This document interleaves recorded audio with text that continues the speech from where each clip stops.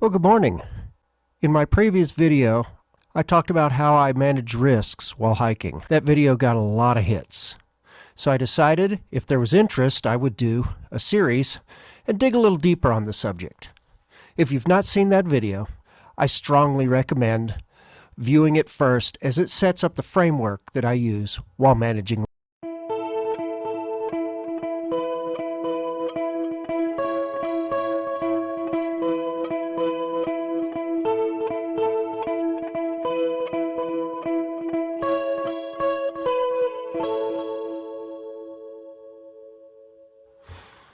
It's critical to understand that to measure risk, you must consider two factors: the likelihood of a risk being realized and the impact it could have when it does. We use a scale of 1 to 5 for each of these two factors, with 1 being unlikely, low impact, and 5 being almost always occurs and has critical effects. With this in mind, I want to talk about some of the more common risks that are associated with hiking.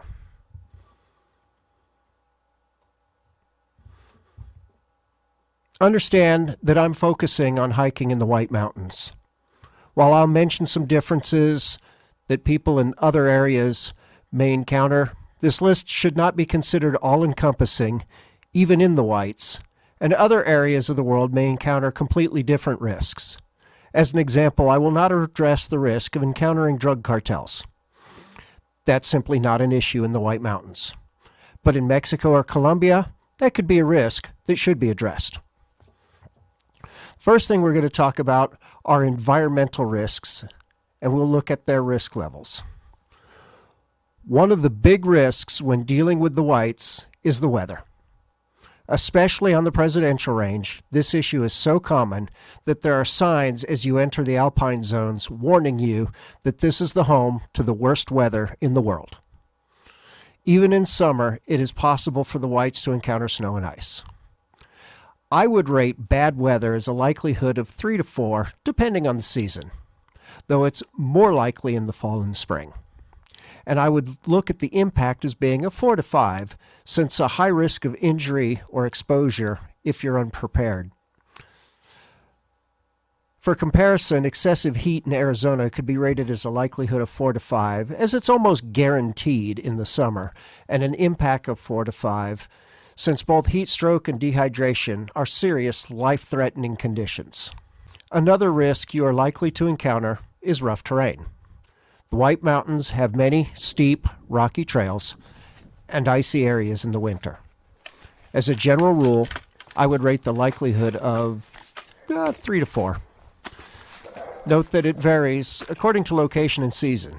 You should always research your trail before you set out. The impact is a little more varied on this one because of the wide range of possibilities. I would say generally it would fall between 3 and 5, pun intended. Falls or injuries could have serious consequences in remote areas. I know of at least one death in the Whites on what is usually considered an easy hike because of a slip off of a large cliff in December of 2022.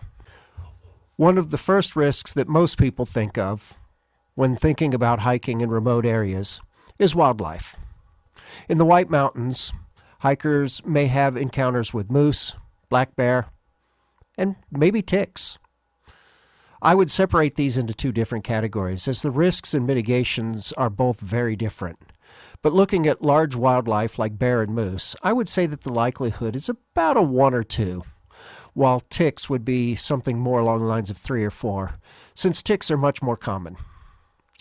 The impact for large wildlife would be much higher, like a 4 to 5, while ticks would likely be lower, around a 2 to 3, though Lyme disease is a serious illness with long-term effects and should not be discounted. Though not found in the Whites, rattlesnakes and other venomous snakes are often found in desert areas. The likelihood varies by region and season, and the impact could be as high as a 4 or 5, since venomous snake bites can be life-threatening without immediate care. Another area to consider is equipment risks. The primary risk, of course, would be gear failures. The effect of that failure depends on the gear and the use that it has. One that I have seen more than once is snowshoes or crampons failing on icy trails.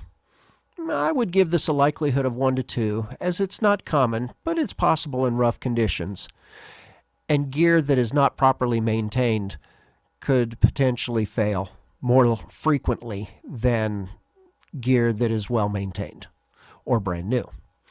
The impact could be as high as a 4, since the loss of stability could lead to falls or injury. I've had snowshoes fail on me twice and crampons fail on me more than once. Both, however, were economy gear, and, well, you get what you pay for.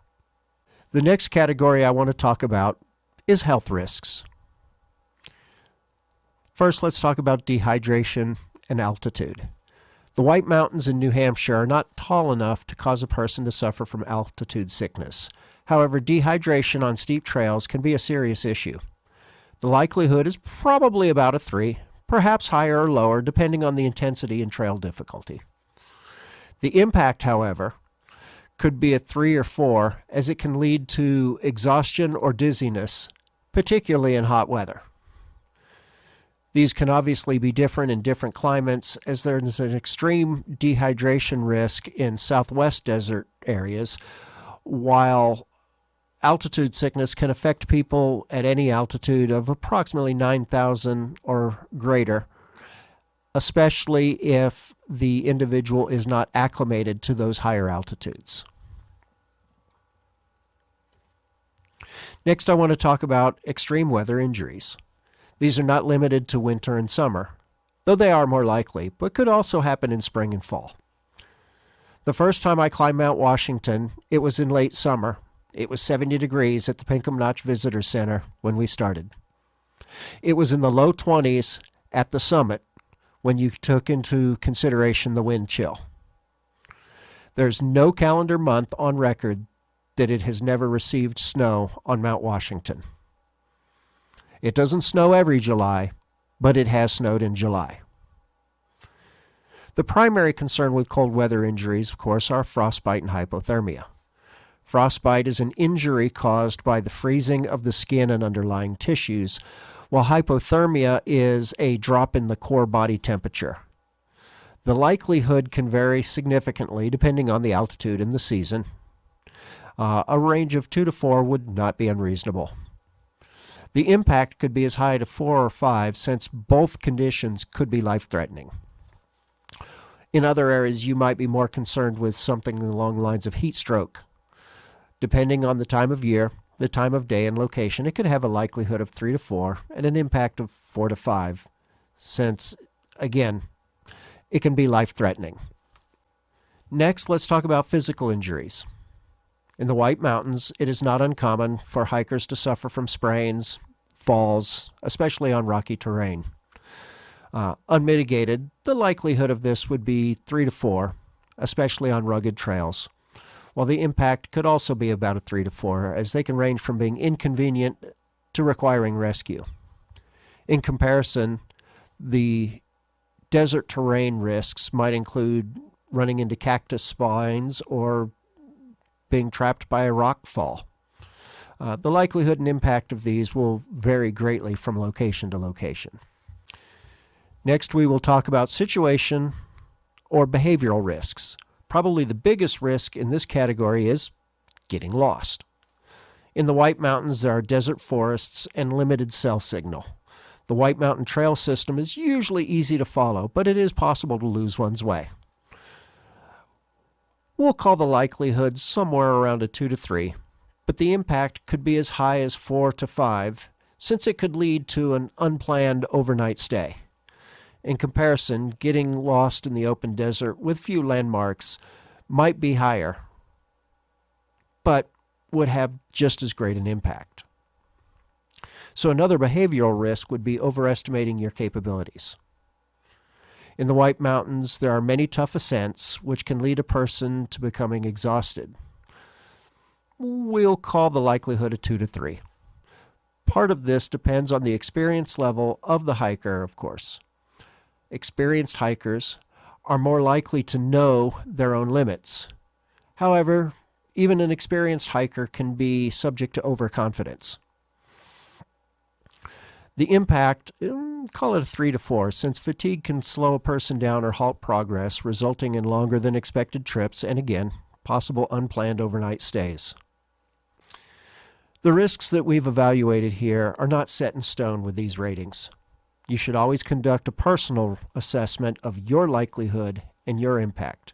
If you're hiking with others, you should also always keep their abilities in mind. It's important to understand that both the likelihood and impact of risks as you're preparing for your hike. Realize that there are many, many personal factors of these risks. A person who is physically fit is less likely to suffer from exhaustion and more likely to recover from it, for example, than someone who's out of shape and pushing their body harder than they should. So in my next video, I'm going to revisit some of these risks and talk about what you can do to mitigate these risks. You can lower the likelihood or lower the impact if they do occur. So tune in and check it out. This is Azimuth, signing off from my studio.